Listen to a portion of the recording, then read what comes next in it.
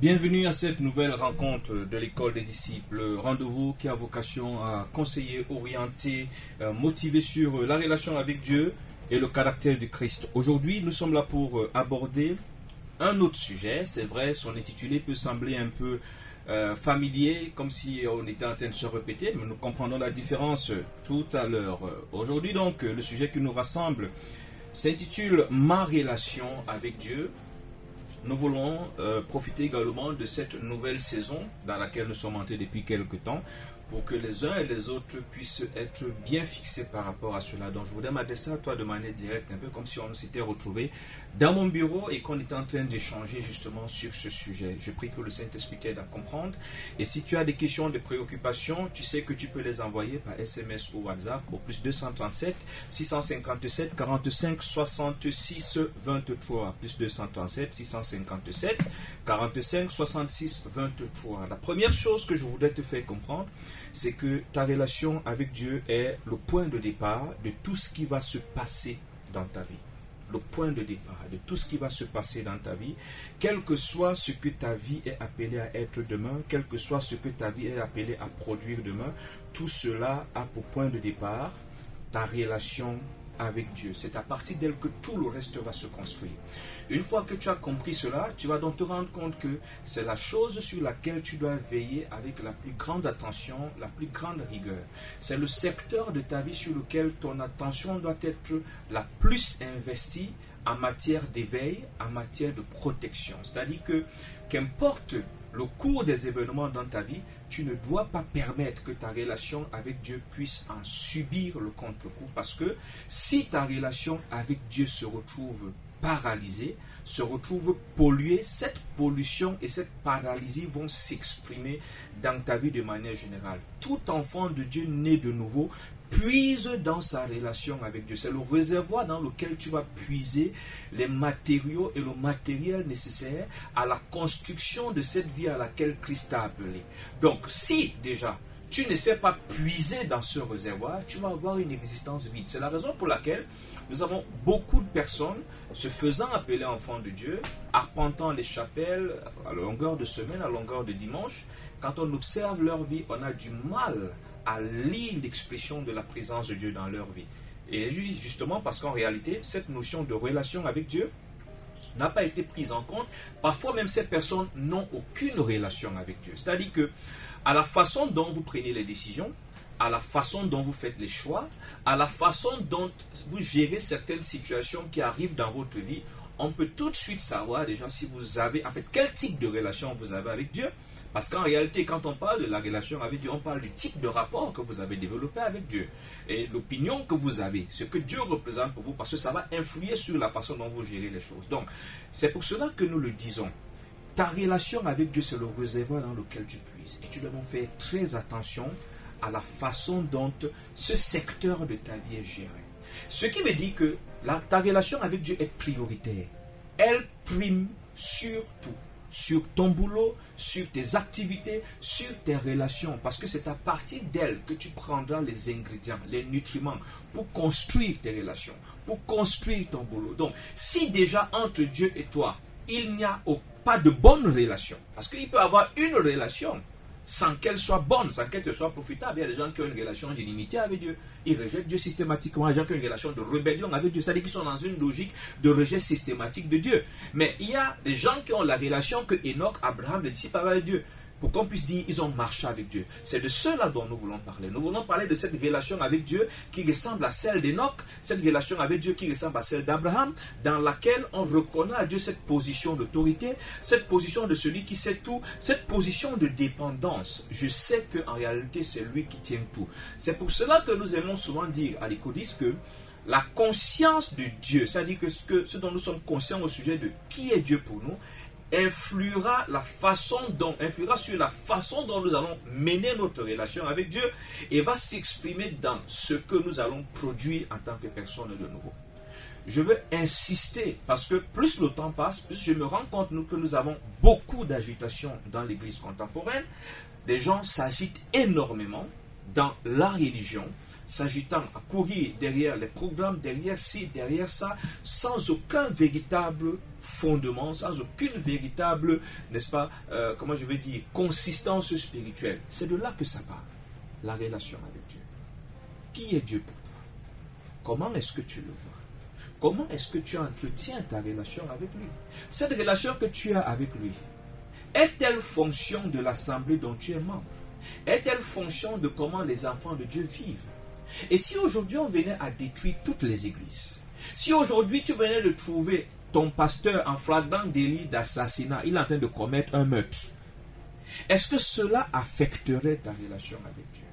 Si aujourd'hui on venait à détruire toutes les Bibles et à faire en sorte qu'il soit interdit aux hommes de chanter, de parler, de prier au nom de Jésus ou de prier Jésus, aurais-tu toujours une relation avec Dieu?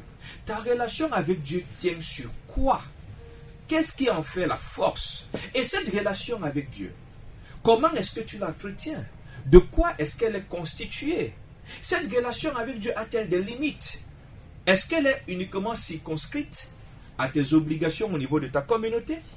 Ou elle est devenue carrément un mode de vie?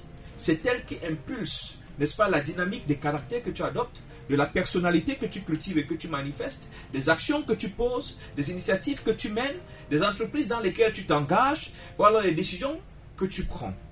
Ta relation avec Dieu, elle est vitale, parce que de la qualité de ta relation avec Dieu dépend la qualité de vie que tu mènes. C'est très facile de voir un peu les gens qui sont instables dans leur relation avec Dieu, on le constate dans la qualité de leur vie. L'une des particularités des gens qui ont une bonne relation avec Dieu, c'est des personnes qui ont une vision claire de ce qu'ils font, de où ils vont, de leurs limites. Ils savent que voilà ce que je dois faire, voilà ce que je ne dois pas faire. Pourquoi? Parce que, en fait, fondamentalement, c'est des gens qui savent prêter attention à Dieu.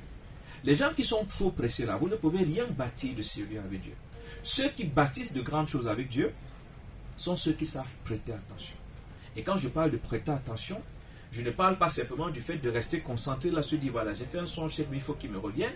Je parle du fait de prêter attention pour se rassurer qu'on a bien saisi ce que le Seigneur est en train de nous dire, qu'on a très bien compris ce qu'il attend de nous et qu'on s'y investit tout en évaluant, en se rassurant qu'on est effectivement en train de faire comme il veut. De telles personnes réussissent à bâtir des choses. Et ces personnes ont pour caractéristique principale cette motivation, cette hargne, cette soif, cette passion de vivre pour que Dieu soit satisfait. C'est à ceux-là qu'on les reconnaît. Et ce sont de telles personnes qui ne prennent pas les éléments que Dieu m'a dit comme des détails, c'est-à-dire les interpellations, les reproches, n'est-ce pas, cette incitation du Saint-Esprit, prendre un petit moment de louange, prendre un petit moment d'adoration. En ce moment-ci, va le lire dans le livre de Lévitique. C'est des personnes qui ne se lassent pas. C'est-à-dire que lorsque le Saint-Esprit t'incite à aller lire le livre de Lévitique, à peine 2 chapitres, tu dis non, c'est pas sûr que c'était ce que Dieu voulait. Non, c'est des personnes qui vont au fond des choses. Parce qu'ils savent qu'en réalité, Dieu est leur base, Dieu est leur source. Ils savent que leur vie dépend de Dieu. Du coup, on prête attention. C'est ça, prêter attention. Souvent, quand on parle de prêter attention, on se dit que c'est simplement le fait que oui, j'ai eu un songe, je l'ai noté. Non, il faut aller au fond des choses. Au fond des choses. Quand vous lisez l'histoire de Pierre, quand il a la vision où il lui est demandé de tuer et de manger les animaux impurs. Quand vous lisez bien, la Bible dit que pendant qu'il était en train de réfléchir sur la vision, il ne s'est pas contenté de savoir. Il n'a pas passé. Il connaît, il sait que son père ne fait rien pour rien. Et que quand son père parle, c'est parce qu'il veut dire quelque chose. Et il n'a rien de plus urgent. Il n'y a rien de plus urgent que s'accorder avec Dieu. Oh, l'accord avec Dieu. Ici, je reviens sur la communion avec Dieu dont nous avons parlé l'année dernière. Nous en avons parlé régulièrement. La communion avec Dieu commence déjà par la compréhension. J'applique mon cœur. C'est pour ça que Paul dit que appliquez-vous à connaître quelle est la volonté de Dieu. Appliquez-vous à connaître ce que Dieu veut. Donc, c'est par là que ça commence. Alors, Pierre sait que je n'ai rien de plus urgent, rien de plus important. Il faut que je comprenne. Pendant qu'il est en train de réfléchir sur la vision, Dieu voit qu'il est en train de prêter attention. C'est Dieu qui lui dit, il y a un homme, les hommes sont venus te chercher, suis-les. Suis-les, c'est moi qui t'envoie. Et Pierre va sortir, c'est sur le terrain que Pierre va comprendre la vision. Parce que quand Pierre va dire, le Seigneur m'a appris à ne pas considérer comme impur ce qu'il a déclaré pur, ça part de cette expérience qu'il a faite. Ta relation avec Dieu n'est pas un détail, ce n'est pas une banalité. C'est pour ça que j'ai du mal à comprendre. Je prie que le Saint-Esprit aide quelqu'un à comprendre. J'ai du mal à comprendre comment tu te lèves le matin sans avoir communié avec Dieu. Tu démarres 24 heures de risque. Je dis le risque parce que ton adversaire en face, pendant 24 heures, il travaille pour t'éloigner de Dieu. Il travaille pour te distraire. Il travaille pour te mettre des bâtons dans les roues. S'il constate que tu n'es pas prêt à lui céder, il travaille pour que tu meurs précipitamment. Donc lui, dès 0 heure, 0 minute, il est à l'œuvre pour exécuter ses projets. Toi, tu comptes sur quoi? C'est pour ça que j'ai du mal à comprendre comment quelqu'un démarre une année sans avoir pris un temps avec Dieu. Même dans nos entreprises, nous ne faisons pas ça. Dans nos entreprises, quand même, on sait faire le bilan. On sait faire des objectifs. J'ai envie de comprendre comment est-ce que, si Dieu est ton Père, si Dieu est ta vie, si Dieu est ton tout, comment tu peux être à l'aise? Tu sors du lit, alors là, tu enchaînes tes activités. Le soir arrive, tu fais une prière à la va-vite et tu t'en vas dormir. Comment est-ce que ton âme est à l'aise? Comment est-ce que l'Esprit de Dieu qui vit en toi est à l'aise? Comment? Parce que je te rappelle que ton propre téléphone portable ne peut pas vivre longtemps loin de ton chargeur. Il ne peut pas. À un moment, il a besoin d'être connecté au chargeur pour pouvoir être opérationnel. Comment tu peux, si Dieu est ton tout, comment tu peux manquer ces moments où tu t'arrêtes? Tu évalues ce qui constitue ta vie. Parce que c'est des choses dont nous avons régulièrement parlé. Et là, le Saint-Esprit qu'aujourd'hui nous procédons comme nous sommes en train de procéder. Tu ne t'arrêtes pas pour te dire, voilà ce que je fais, voilà ce que je suis devenu. Je cherche à voir entre tout ce que je deviens aujourd'hui, en termes de caractère, en termes de personnalité, en termes d'activité, en termes de relation, je vois un peu son rapport avec ce que Dieu a prévu pour moi. Parce que la particularité de ceux pour qui Dieu est tout, en réalité, c'est qu'ils veulent se rassurer qu'ils sont en accord avec Dieu. Ils ne veulent rien. C'est des gens pour qui le souci majeur, quand on lui fait une promesse, une proposition alléchante, c'est pas ça le plus gros problème. Ce qui fait d'abord frémir son cœur, ce n'est pas la perspective des choses dont il va jouir, des avantages dont il va jouir. Non. La première chose qui fait frémir son cœur, la première chose, c'est qu'il veut voir le rapport. Ça a quel rapport avec ce que mon Père a prévu pour moi? En un instant, il a envie de parcourir le répertoire des éléments à sa disposition, son cahier de méditation, son cahier de révélation. Et s'il n'a pas, à un moment, il a envie de rester calme pour dire, papa, voilà une chose qui se présente devant moi. Je ne veux pas avancer. Je nous rappelle ici ces propos de Moïse. Ne nous laisse pas partir d'ici. Si tu sais toi-même que tu ne vas pas partir avec nous, mais ça ne me sert à rien. Ça ne me sert à rien. Ta relation avec Dieu devrait être ce laboratoire hautement sécurisé. Cet environnement où n'importe quoi ne pénètre pas. Ça devrait carrément même être une institution dans ta vie. Parce que c'est de là que tout viendra. Et c'est de là que viendra la qualité de choses que les gens vont voir. Qui leur donnera soit d'apprécier le fait que tu as choisi Jésus. Donc ça dit que ça leur donnera l'occasion de voir que tu as eu raison de choisir Jésus pour les inconvertis. Ou que tu as eu tort. Ça leur donnera raison de voir qu'effectivement Dieu est une réalité. Parce qu'en réalité, ce que produisent nos vies, indique à suffisance ce qui génère ces actions-là. Or, je l'ai dit, le moteur, ce qui doit générer, c'est ta relation avec Dieu. Ta relation avec Dieu. Comment acceptes-tu? Il est 15 heures, il est 16 heures. Il n'y a aucun moment où tu t'es rassuré. Je ne sais même pas. Il n'y a pas un moment où tu es resté calme pour te rassurer qu'il est 16 heures. Depuis 1 heure du matin jusqu'à maintenant, papa et moi nous sommes en accord. Comment c'est possible? J'observe les croyants. J'en écoute qui viennent avec des problèmes et c'est difficile. C'est difficile à un moment de rester silencieux devant cette extrême négligence. Nous sommes en train de traiter Dieu comme une idée. C'est-à-dire que Dieu est une idée qu'on se fait, ou alors comme un élément gênant. Dieu ne semble plus être le tout de ceux qui sont supposés être ses enfants. Parce que si Dieu était le tout, je me rappelle ces paroles de David. David est devant une opportunité. Et j'aime bien prendre cette histoire-là. Lorsque David, permettez que nous puissions lire. Je vais lire cette portion de l'Écriture. Nous sommes dans 1 Chronique chapitre 21. Je vais lire plus les paroles de David, verset 24. Mais le roi David dit à Ornan, non, je veux l'acheter contre sa valeur en argent, car je ne présenterai point à l'Éternel ce qui est à toi, et je n'offrirai point un holocauste qui ne me coûte rien. C'est pas une religion. C'est qu'il y a entre mon père et moi une relation. Mon père n'est pas un détail. C'est quoi cette banalité avec laquelle nous marchons avec Dieu?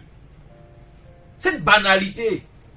Je cherche encore à cette époque des hommes et des femmes qui ont dans leur vie des principes profondément tirés de la considération qu'ils ont pour Dieu. Rien à voir avec ce qu'on a dit dans leur église. Rien à voir avec les courants de pensée. Mais c'est la considération. David dit, lui, son principe, c'est que je ne peux pas offrir à mon Dieu quelque chose qui ne me coûte rien. Je prie que le Saint-Esprit aide quelqu'un encore. Joseph a dit, comment commettre un si grand péché contre mon Dieu? Dieu n'est pas un détail. Moïse dit que ne me laisse pas partir. Ne me laisse pas quitter d'ici.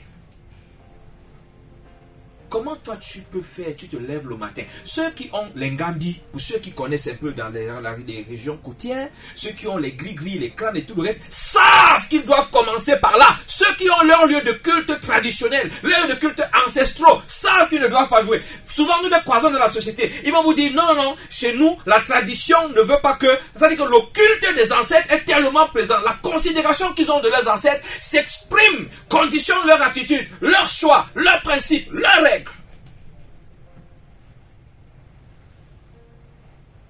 Quand tu veux lui donner le gobelet par la fenêtre, non, parce qu'on lui a dit dans le culte qu'il voue à ses dieux à lui, que ne prend jamais à travers la fenêtre. Il dit non, stop. Je ne prends pas. Donne-moi ça par là-bas. Nous avons croisé, moi j'ai déjà croisé, nous avons croisé ce genre de personnes dans notre entourage. Ils ont des règles et des valeurs qui partent, n'est-ce pas, de ce culte qu'ils vouent à leur Dieu. Mais le tien, mon frère. Quel est ce choix que tu as fait, ce choix radical, qui ne fait même pas plaisir à ta chair, mais qui part, n'est-ce pas, de ce culte que tu voues, à cause de ta relation avec Dieu, à cause de ce que Dieu représente pour toi, parce que tu as compris que Dieu est, par exemple, ton tout. Tu dis, par exemple, je ne vais pas accepter de tourner les 5 francs, les 100 francs. Père, ça va me suivre. Pour qu'on se comprenne bien. Personnellement, il y a une chose que je n'aime pas.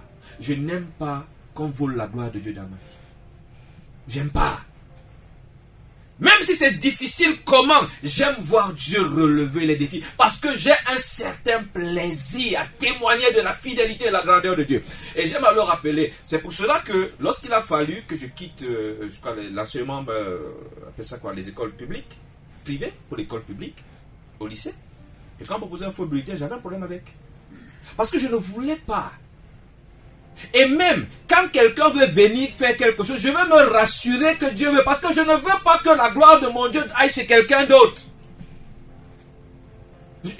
C'est des exemples que je prends souvent quand j'enseigne.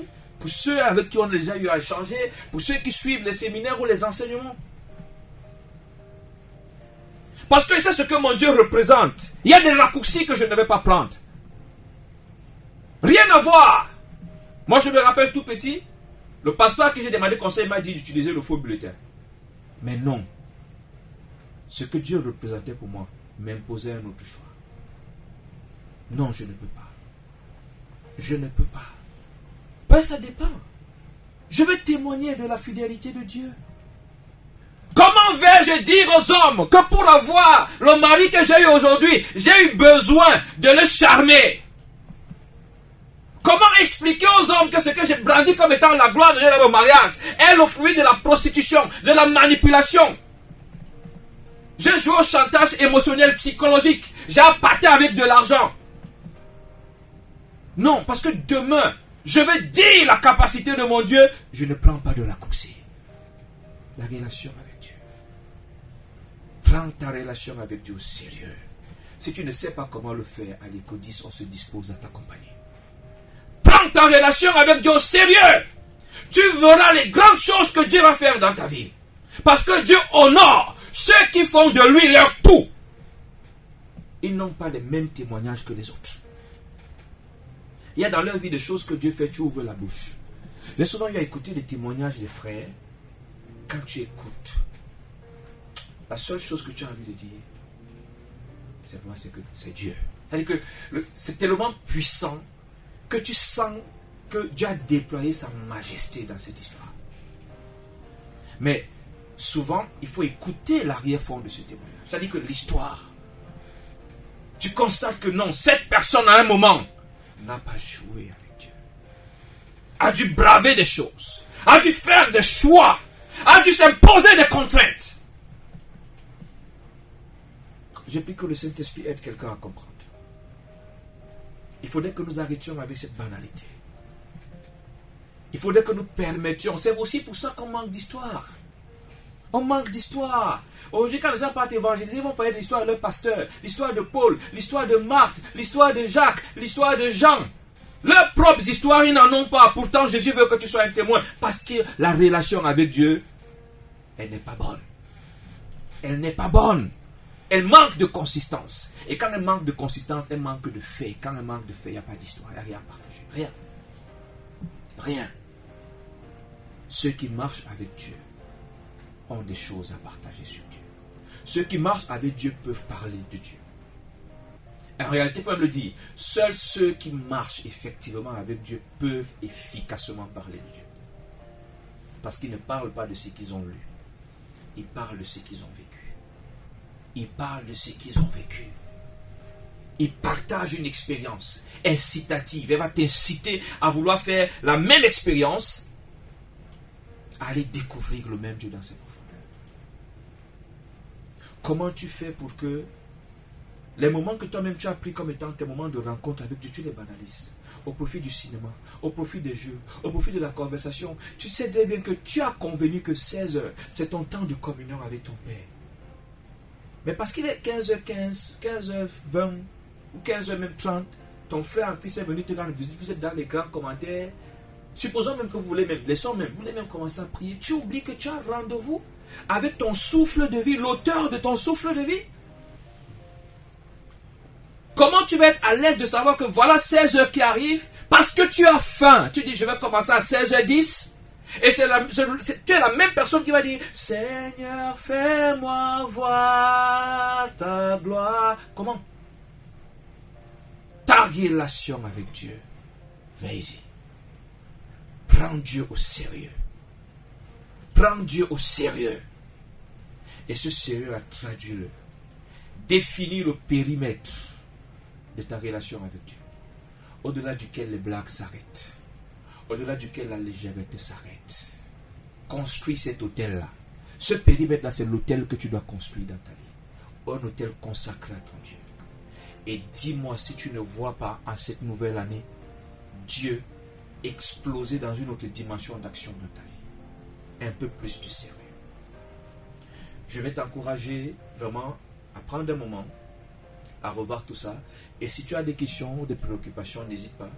Même après, tu peux nous contacter au plus 237 657 45 66 23. Plus 237 657 45 66 23 par WhatsApp, SMS également. Nous rappelons que l'école des disciples, c'est également une page Facebook, École disciples au pluriel, avec S, en un mot. C'est également une chaîne YouTube, mais c'est également un groupe WhatsApp. Donc, pour ceux qui veulent intégrer l'école des disciples sur WhatsApp, vous nous contactez au plus 237 694 89 60 31. Nous avons quelques rendez-vous importants que nous voulons partager avec vous. Ce samedi 13, nous avons une rencontre d'édification sur la lecture et la méditation biblique personnelle. La pratique personnelle à la lecture et la méditation biblique. C'est un atelier gratuit, une rencontre gratuite. Vous pouvez participer simplement, vous réservez votre place au plus 237 694 89 60 31. Et le 21 de ce mois, nous lançons le premier module de l'année sur comment marcher avec Dieu qui va durer 3 mois. Et lui, il se fait en présentiel et en ligne. En fait, ces rencontres se font en présentiel et en ligne. Donc, quel que soit l'endroit où vous nous écoutez, vous pouvez y participer. Vous nous contactez simplement. Ce module, lui, il est payant parce qu'il faut qu'on apprenne désormais à braver un certain nombre de limites. Ce module, il est payant. C'est un filtre pour que les aventures s'arrêtent et qu'on apprenne à s'investir. Samedi, lecture et méditation biblique personnelle, c'est totalement gratuit. Nous allons nous arrêter là aujourd'hui. Heureux d'avoir pu servir avec vous. Je suis Esaïe Charlie Bittel de Bon. Rendez-vous la semaine prochaine. Soyons fortifiés. Shalom.